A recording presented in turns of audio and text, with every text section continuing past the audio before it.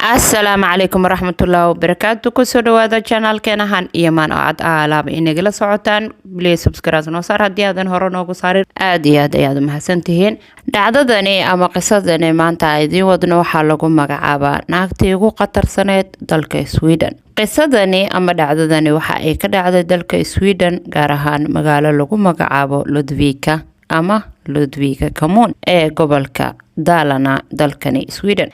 qisadani waxa ay ku socotaa gabar ama naag lagu magacaabo Carina Fordin. Carina waxa ay jirtaa 60 sano balse dhacdadani marka ay dhaceysay waxa ay ahayd 48 jir waxaana loogu magac daray ama waxa lagu magacaabaa ama waxa loo yaqaanaa Carina waxa loo yaqaanaa Carmaladii Madoobe. sababta magacaasi loogu bixiyana qisada dhexdeeda ayaad ku ogaan doontaan. dhacdadani waxa ay dhacday bilowgii 2010 bishii January. Carina waxa ay dishay ninkeedii walibana waxa ay ku gubtay gurigii ay markaasi wada deganaayeen. Carina ma aha markii ugu horeysay oo ay geysato tacadiyo ka dhan ah ragga nolosheeda kusoo biira ama ay isjeclaadaan. 29 sano ka hor sanadku markuu ahaa 1993 Carina waxa ay saaxiibo ahaayeen waliba wiilkaasi waa isla deganaayeen oo waxay ahaayeen dad wada nool. Carina 1993 waxa ay boodyaha midig kaga dhudhufatay isaga oo hurdaayo wiilkii saaxiibkeeda ahaa waliba uguma siimin midi oo kaliya waa ay sii garaacday.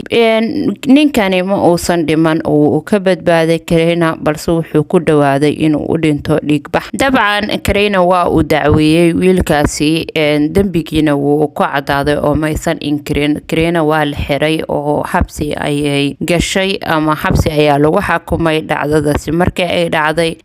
xabsigeedii ama xukunkeedii markuu u dhamaadayna waa ay soo baxday. marka ay soo baxdana waxa ay la saaxiibtay nin kaleeto oo isbarteen isjeclaadeen waa ayna wada degeen oo guri ayay wada deganaayeen. Carina sidii u wanaagsanaayeen iyada iyo wiilkaas waxa dhex maray muran waana ay isdagaaleen ma habeenada kamid ah sanadku markuu ahaa 2004. Carina ninkii waa ay dishay waxa ayna ku ceejisay fiilo ama xariga korontada halkii ayuuna ku dhintay. Carina dabcan waa la qabtay dambiga markuu ka cadaadana mar kale ayay xabsi gashay waxaana lagu xukumay dilkii ninkii saaxiibkeed ahaa waxaana lagu xukumay muddo 8 sano. Carina markii uu xabsiga u dhamaaday waa ay soo baxday. dabcan wadankii Sweden 8 sano marka qofka lagu xukumo ama sanadka waa uu soo gaabtaa oo maalin iyo habeen iyo waxyaabaha fasaxyada iyo waxbaasiba u xisaabiyaan oo sanadkii 8 sano afka ka xiran ma noqonayso. Carina nolosheedii yaraanteedii waxa ay ku soo kortay nolol adag sida ay sheegtay. Carina waxa ay ahayd cunug yar oo dhib badan oo qalqaali ah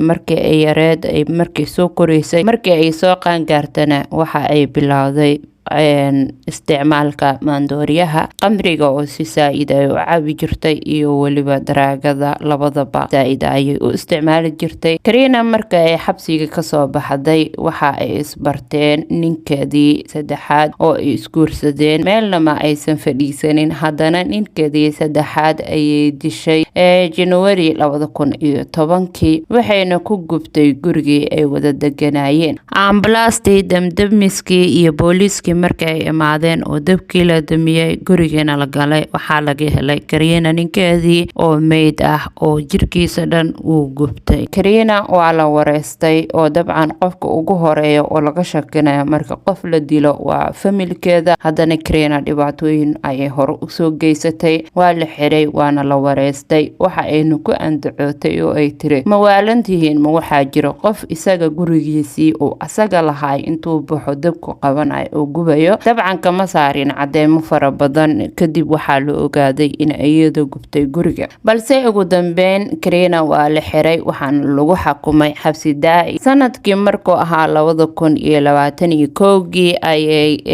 dalbatay racfaan Carina balse waa loo diiday in ay soo baxdo waxaana loo arkay inay bulshada khatar ku tahay waayo Carina waxa ay weli dhibkeedii kasii waday xabsiga waliba waxa ay samaysatay group sanadka markuu ahaa 2019 bilowgeedii ayay la dagaashay haweenka xabsiga kula xirnay waa ayna caysay oo waxa ay ku sheegtay in ay kulligood yihiin naaga xunxun oo sharmootooyin ama dhilooyin waxsaas balse waxa uu imaaday dadka xabsiga ka shaqeynaya waxaana loo sheegay in ay isdejiso alaabiyay jijibisay kadii iyo meeshii ay wax ku karsanayeen oo dhan ayay burburisay. Karina waxa ay tiri markii waa la wareystay oo waxa lagu dhahay maxaa kugu qasbay inaad dadka ku caysid erayadaas waxa ay tiri Karina aniga ma dhihin dhilooyin aad tihiin balse waxa laga yaabaa inaan ku caayay ama aan dhahay waxaad tihiin daanyeero nacaladeesan ama daanyeero nacalad ku taalo. Karina waxa ay dalbatay raacfaan ka hor 2021 markii ay dalbanaysay inay soo baxdo 2019 ayay dalbatay raacfaan in xabsigeeda looga dhigo mid waqtiyeysan oo aanan ahayn xabsi daa'in waxaana codsigeedii aqbashay oo u golaatay maxkamad ku taala magaalada Örebro ee wadanka Sweden. Karina waxa laga yaabaa in ay soo baxdo 2030. Karina Fordin ama Carmalkii madooba hadda waxa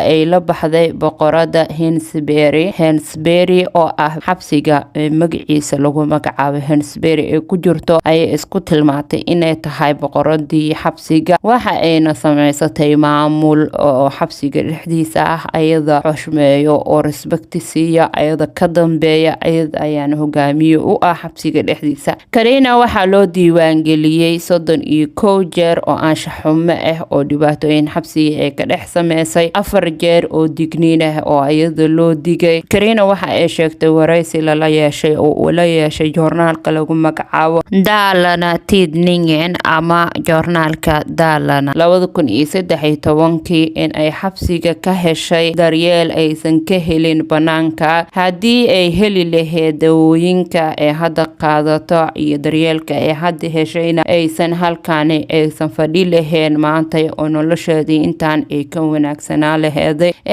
qisadeena maanta halkaas ayaan igu soo gabagabeynaynaa waxaan rajeynayaa inaad ka hesheen bilis la wadaag asxaabtaada channelkeena noo saara subscribe please share iyo like-tana hanaga baqiilina aad iyo aad ay dhiirigelin noogu tahay aad ayaad u mahadsantihiin haddii aad ka hesho qisooyinkan ama arabtid qiso la mid ah qisooyinkan oo kaleeto ma halkan ayaan idinkugu soo gudbi doonaa la soco gambaleelkana furo aad iyo aad ayaad u mahadsantihiin mar kale maalinta ha idin wacnaato. Asalaamu calaykum waraxmatullaahi wabarakaatu.